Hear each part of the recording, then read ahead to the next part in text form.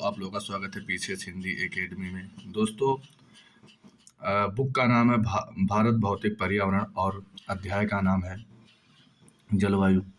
दोस्तों, यह कक्षा 11 की एनसीईआरटी का जो पार्ट 2 वाला बुक है, उसी को मैं आप लोगों का अध्याय नंबर 4 पढ़ा रहा हूँ। इसके पहले आप लोगों को मैं 3 टॉपिक पढ़ा चुका हूँ। दोस्तों, आइए शुरू करते हैं, देखते हैं। आप गर्मियों में ज़्यादा पानी पीते हैं। आप आपके गर्मियों में वस्त्र सर्दियों के वस्त्र से अलग होते हैं। उत्तरी भारत में आप गर्मियों में हल्के वस्त्र और सर्दियों में ऊनी वस्त्र क्यों पहनते हैं? दक्षिणी भारत में ऊनी वस्त्र की जरूरत नहीं होती है। उत्तर पूर्व राज्यों में पहाड़ियों को छोड़कर सर्दियाँ मृदुल होती हैं। विभिन्न ऋतुओं में मौसम की दशाएं भिन्न भिन्न पाई जाती हैं। यह भिन्नता मौसमी तत्वों के तापमान, वायुदाब, पवनों एवं दिशा एवं गति, आर्द्रता और वर्षण आदि में परिवर्तन आती है। अब आप अपनी पहले की कक्षा में आप मानसून के बारे में पढ़ चुके हैं। आपको मानसून शब्द का अर्थ भी ज्ञात है। मानसून से अभिप्राय ऐसी जलवायु से है जिसे ऋतु के अनुसार पवनों की दिशा में उत्क्रमण हो जाती है। भारत में जलवायु उष्ण मानसूनी है। दक्षिण भारत एवं दक्षिण पूर्वी एशिया में पाई जाती है। मानसून जलवायु की एकरूपता एवं विविधता। मानसून पवनों की व्यवस्था भारत में दक्षिण पूर्वी एशिया के बीच एकता को बल प्रदान करती है। मानसून जलवायु की व्यापक एकता को इस दृष्टिकोण से किसी को भी जलवायु की प्रादेशिक भिन्नताओं की उपेक्षा नहीं करनी चाहिए। यही भिन्नता भारत के विभिन्न प्रदेशों के मौसम और जलवायु को एक दूसरे से अलग करती है। उदाहरण के दक्षिण में केरल, तमिलनाडु की जलवायु उत्तर में उत्तर प्रदेश तथा बिहार की जलवायु से अलग है। फिर भी इन सभी राज्यों में जलवायु मानसूनी प्रकार की है। भारत की जलवायु में अनेक प्रादेशिक भिन्नताएं हैं, जिन्हें पवनों की प्रतिरूप, तापक्रम और वर्षा ऋतु की लय तथा आर्द्रता एवं शुष्कता की मात्रा भिन्नता के रूप में देखा जा सकता है। इन प्रादेशिक भिन्नताओं का जलवायु के उपवर्गों के रूप में वर्णन किया जा सकता है। आइए अब हम तापमान, पवनों तथा वर्षा की इन प्रादेशिक विभिन्नताओं का जरा गौर से अवलोकन करें। गर्मियों में पश्चिमी मरुस्थल के तापस्थल में तापक्रम कई बार 55 डिग्री सेल्सियस को स्पर्श कर लेती है, जबकि सर्दियों में लेह के आसपास तापमान -45 डिग्री सेल्सियस गिर जाता है। राजस्थान के चूरू जिले में जून के महीने में किसी एक दिन का तापमान 50 डिग्री सेल्सियस अथवा इससे अधिक हो जाती है, जबकि उस दिन अरुणाचल प्रदेश के तवांग जिले में लगभग तापमान मुश्किल से 19 डिग्री सेल्सियस तक पहुंचता है। दिसंबर की किसी रात में जम्मू कश्मीर में द्रास में रात का तापमान -45 डिग्री सेल्सियस तक गिर जाता है, जबकि उसी रात को तिरुवनंतपुरम तथा चेन्नई में तापमान 20 डिग्री सेल्सियस 22 डिग्री सेल्सियस रहता है। उपर्युक्त उदाहरण पुष्टि करते हैं कि भारत में एक स्थान से दूसरे स्थान तक क्षेत्र से दूसरे क्षेत्र के तापमान में ऋतुओं में अंतर पाया जाता है। इतना ही नहीं, यदि हम किसी एक स्थान के 24 घंटे का तापमान दर्ज करें तो उसमें विभिन्नता है, कम प्रभावशाली प्रतीत नहीं होती है। उदाहरणतः केरल और अंडमान द्वीप समूह में दिन रात के तापमान में मुश्किल से 7 से 8 डिग्री सेल्सियस का अंतर पाया जाता है, किंतु थार मरुस्थल में दिन और रात के तापमान में 50 डिग्री सेल्सियस होता है। वहाँ रात का तापमान 15 डिग्री सेल्सियस 20 डिग्री सेल्सियस के बीच आ पहुँचता है। अब हम वर्षण की प्रादेशिक भिन्नताओं को देखेंगे। हिमालय में वर्षण मुख्यतः हिमपात के रूप में होता है, जबकि देश के अन्य भागों में वर्षण जल की बूंदों के रूप में होती है। इसी प्रकार केवल वर्षण के प्रकार में ही अंतर नहीं, बल्कि वर्षण की मात्रा में भी अंतर है। मेघालय में खासी पहाड़ियों में स्थित चेरापूंजी और मानसरोवर में औसत वार्षिक वर्षा 1800 सेंटीमीटर से ज़्यादा होती है। इसके विपरीत राजस्थान के जैसलमेर में औसत वार्षिक वर्षा शायद 9 सेंटीमीटर से अधिक होती है। मेघालय की गारो पहाड़ियों में स्थित तुरा में एक ही दिन में उतनी वर्षा होती है जितनी जैसलमेर में 10 वर्षों में। उत्तरी पश्चिमी हिमालय तथा पश्चिमी मरुस्थल में वार्षिक वर्षा 10 डिग्री सेल्सियस से भी कम होती है, जबकि उत्तर पूर्व में स्थित मेघालय में वार्षिक वर्षा 400 सेंटीमीटर से भी ज़्यादा होती है। जुलाई या अगस्त में गंगा डेल्टा तथा उड़ीसा के तटीय भागों में हर तीसरे या पांचवें दिन प्रचंड तूफान मूसलाधार वर्षा होती है, जबकि इन्हीं महीनों में मात्र 1000 किलोमीटर की दूर दक्षिण में स्थित तमिलनाडु का कोरोमंडल तट एवं शुष्क रहता है। देश के अधिकांश भागों में वर्षा जून से सितंबर के बीच होती है, किंतु तमिलनाडु के तटीय प्रदेशों में वर्षा शरद ऋतु अथवा जाड़ों के आरंभ में होती है। इन सभी विभिन्नताओं और विविधताओं के बावजूद भी भारत की जलवायु अपनी लय और विशिष्टता में मानसूनी है। भारत की जलवायु को प्रभावित करने वाले कारक, भारत की जलवायु को नियंत्रित करने वाले प्रमुख कारक है, जिन्हें मोटे तौर पर 2 वर्गों में बांटा जा सकता है: स्थिति तथा उच्चावच संबंधी कारक तथा वायुमंडल एवं पवन संबंधी कारक। स्थिति तथा उच्चावच संबंधी कारक अक्षांश। आप भारत की मुख्य भूमि के अक्षांशीय एवं देशांतरीय विस्तार पहले से ही जानते हैं। आप यह भी जानते हैं कि कर्क रेखा पूर्वी पश्चिमी दिशा में देश के मध्य भाग से गुजरती है। इस प्रकार भारत का उत्तरी भाग शीतोष्ण में और कर्क रेखा के दक्षिण में स्थित है तथा उष्णकटिबंधीय में पड़ता है। उष्णकटिबंधीय भूमध्य रेखा से अधिक निकट होने के कारण साल भर ऊंचे तापमान तथा कम दैनिक और वार्षिक तापांतर का अनुभव करता है। कर्क रेखा के उत्तर में स्थित भाग में भूमध्य रेखा से दूर होने के कारण उच्च दैनिक तथा वार्षिक तापांतर के साथ साथ विषम जलवायु पाई जाती है। हिमालय पर्वत। उत्तर में ऊंचा हिमालय अपने सभी विस्तारों के साथ एक प्रभावी जलवायु विभाजक की भूमिका निभाता है। यह ऊंची पर्वत श्रृंखला उपमहाद्वीपीय में उत्तरी पवनों के अधेम सुरक्षा प्रदान करती है। जमा देने वाली ये ठंडी पवनें उत्तरी ध्रुव रेखा के निकट पैदा होती है और मध्य तथा पूर्वी एशिया में आर पार बहती है। इस प्रकार हिमालय पर्वत मानसून पवनों को रोक कर महाद्वीप में वर्षा का कारण बनता है। जल और स्थल का विवरण। भारत के दक्षिण में 3 ओर से हिंद महासागर तथा उत्तर की ओर ऊंची अविच्छिन्न पर्वत श्रेणी स्थल की अपेक्षा जल देर से गर्म हो जाती है और देर से ठंडा हो जाती है। जल और स्थल के इस विभेदी तापमान के कारण भारतीय उपमहाद्वीप में भिन्नता, ऋतुओं में भिन्नता, वायुदाब प्रदेश विकसित हो जाते हैं। वायुदाब में भिन्नता मानसून पवनों के उत्क्रमण का कारण बनती है।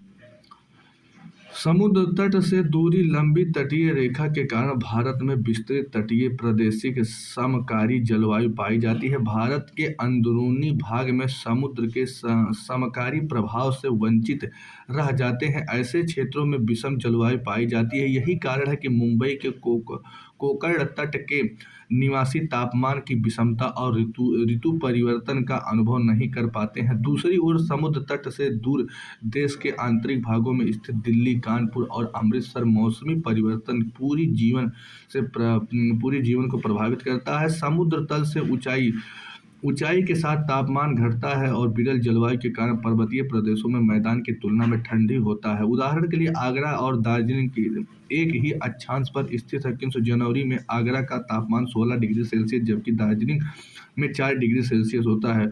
उच्चावच भारत का भौतिक स्वरूप अथवा उच्चावच तापमान, वायुदाब, पवनों की गति एवं दिशा, ढाल की मात्रा को विवरण प्रभावित करता है। उदाहरण के लिए जून और जुलाई के बीच पश्चिमी घाट तथा असम के पवनाभिमुख ढाल से अधिक वर्षा प्राप्त करते हैं, जबकि इस दौरान पश्चिमी घाट के साथ तथा दक्षिण तथा पवनाभिमुख स्थिति के कारण कम वर्षा प्राप्त होती है। जलवायु एवं पवन से जुड़े कारक। भारत की स्थानीय जलवायु में पाई जाने वाली विविधता को समझने के लिए निम्नलिखित 3 कारकों की क्रिया विधि को जानना आवश्यक है।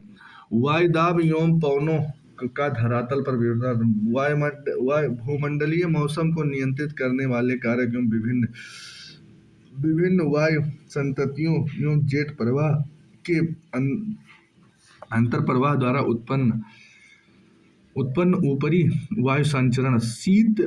शीतकाल में पश्चिमी विक्षोभ तथा दक्षिणी पश्चिमी मानसून काल में उष्णकटिबंधीय अवदाबों के भारत के अंतर्वहन के कारण उत्पन्न वर्षा की अनुकूल दशाएं।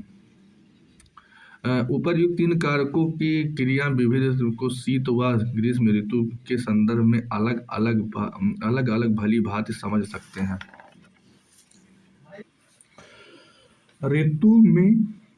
शीत ऋतु में मौसम की क्रिया विधि। धरातलीय वायुदाब तथा पवनों। शीत ऋतु में भारत का मौसम मध्य एवं पश्चिमी एशिया के वायुदाब के वितरण से प्रभावित होती है। इस समय हिमालय के उत्तर में तिब्बत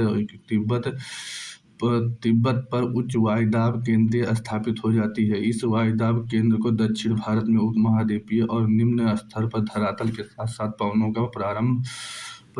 का प्रवाह प्रारंभ हो जाता है। मध्य एशिया के उच्च वायुदाब केंद्र से बाहर की ओर चलने वाली धरातलीय पवनें भारत में शुष्क महाद्वीपीय पवनों के रूप में पहुंचती है। ये महाद्वीपीय पवनें उत्तर पश्चिम भारत में व्यापारिक पवनों के संपर्क में आती है, लेकिन इस संपर्क क्षेत्र की स्थिति नहीं है। कई बार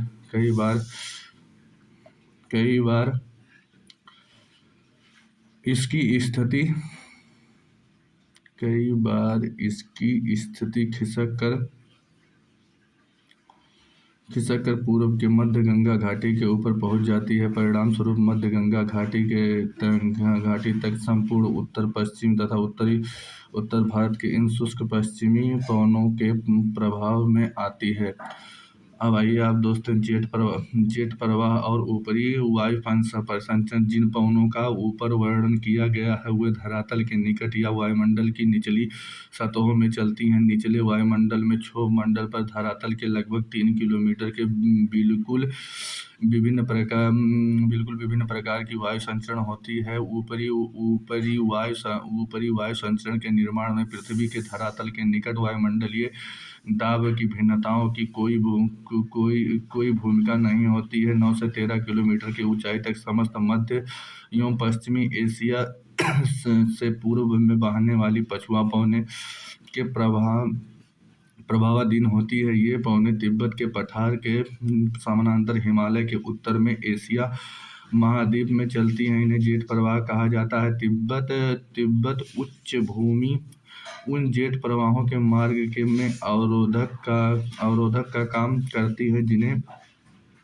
परिणाम स्वरूप जेट प्रवाह 2 भागों में बांटा जाता है। इसकी एक शाखा तिब्बत के पठार के ऊपर में बहती है। जेट प्रवाह की दक्षिण शाखा हिमालय के दक्षिण में पूर्व की ओर बहती है। इस दक्षिण शाखा की औसत स्थिति फरवरी में लगभग 25 डिग्री उत्तरी अक्षांश रेखा के ऊपर बहती है। इस प्रकार दाब की 200 से 300 मिलीबार होती है। ऐसा माना जाता है कि जेट प्रवाह की यही दक्षिणी शाखा भारत में जाड़ों के मौसम में महत्वपूर्ण प्रभाव डालती है। पश्चिमी चक्रवाती विक्षोभ में उष्णकटिबंधीय चक्रवात पश्चिमी विक्षोभ जो भारत के उपमहाद्वीपीय में जो जाड़े के मौसम में पश्चिम तथा उत्तर पश्चिम में प्रवेश करते हैं, भूमध्य सागर पर उत्पन्न होते हैं। भारत में इनका प्रवेश पश्चिमी जेट प्रवाह द्वारा होता है। शीतकाल में रात्रि के तापमान में वृद्धि इन विक्षोभ के आने का पूर्व संकेत माना जाता है। उष्णकटिबंधीय चक्रवात बंगाल की खाड़ी तथा हिंद महासागर में उत्पन्न होती हैं। इन उष्णकटिबंधीय चक्रवातों के तेज गति की हवाएं चलती हैं और भारी बारिश होती है। अब आप लोग आइए, ये चक्रवात तमिलनाडु, आंध्र प्रदेश, उड़ीसा के तटीय भागों पर टकराते हैं। मूसलाधार वर्षा और पवनों की तीव्र गति के कारण ऐसा अधिकतर चक्रवात विनाशकारी होते हैं। क्या आपने अपने दूरदर्शन या प्रसारित मौसम रिपोर्ट से इन चक्रवातों के चाल को देखा है? ग्रीष्म ऋतु में मौसम की विविध क्रियाएं। धरातलीय वायुदाब तथा पवनों में गर्मी के मौसम में शुरू होने में जब सूर्य की उत्तरायण स्थिति में आता है तो उत्तरी महाद्वीप के निम्न तथा उच्च दोनों स्तरों पर वायु का परिसंचरण में उत्क्रमण हो जाता है। जुलाई के मध्य तक धरातल के निकट वायुदाब पेटी, जिसे अंतः उष्णकटिबंधीय अभिसरण क्षेत्र कहा जाता है, उत्तर की ओर खिसक जाते हैं। हिमालय के लगभग समानांतर 25 डिग्री से 25 डिग्री उत्तरी अक्षांश पर स्थित होती है। इस समय पश्चिम में जेट प्रवाह भारतीय जेट से लौट चुका होता है। वास्तव में मौसम वैज्ञानिकों ने पाया है कि भूमध्य रेखीय द्रोणी के उत्तर की ओर खिसकने तथा पश्चिम जेट प्रवाह में भारत के उत्तरी मैदान में लौटने के बीच में अंतर संबंध है। प्रायः ऐसा माना जाता है कि इन दोनों के बीच कार्य कारण का संबंध है। ITC जेट निम्न वायुदाब के क्षेत्र के कारण विभिन्न दशाओं में पवनों को अपनी ओर आकर्षित करता है। दक्षिणी गोलार्ध में उष्णकटिबंधीय सामुद्रिक वायु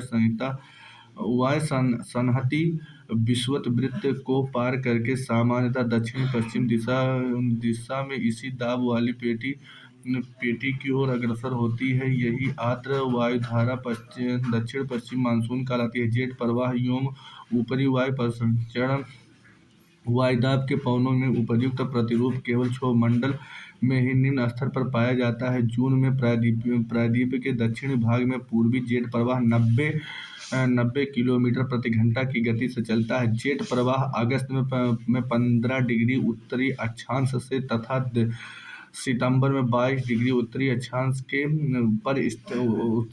पर स्थित हो जाता है। ऊपरी वायुमंडल में पूर्व जेट प्रवाह सामान्यतः 30 डिग्री उत्तरी अक्षांश में नहीं पाया जाता है।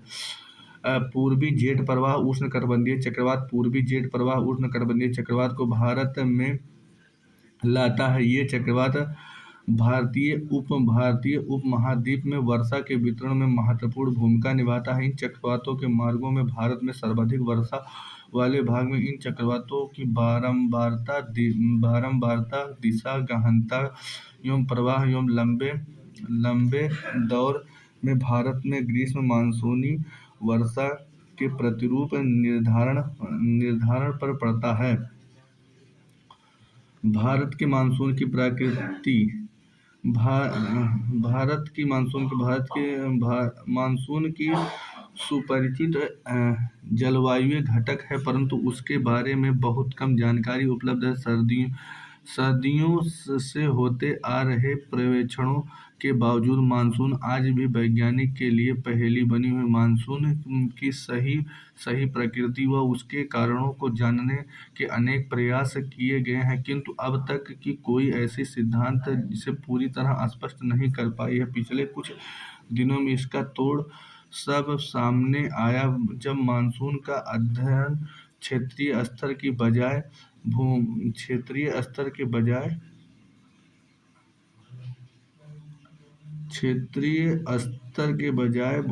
स्तर पर किया गया तो दक्षिणी मध्य एशिया के क्षेत्र में वर्षा के कारणों को व्यवस्थित अध्ययन मानसून के कारणों को समझने में सहायता करता है। इसके कुछ विशेष पक्ष इस प्रकार है: मानसून का आरंभ तथा उसका स्थल की ओर बढ़ना, वर्षा लाने वाले तंत्र, उदाहरण उष्णकटिबंधीय चक्रवात तथा मानसूनी वर्षा की आवृत्ति एवं वितरण के बीच संबंध, मानसून में विक्षोभ।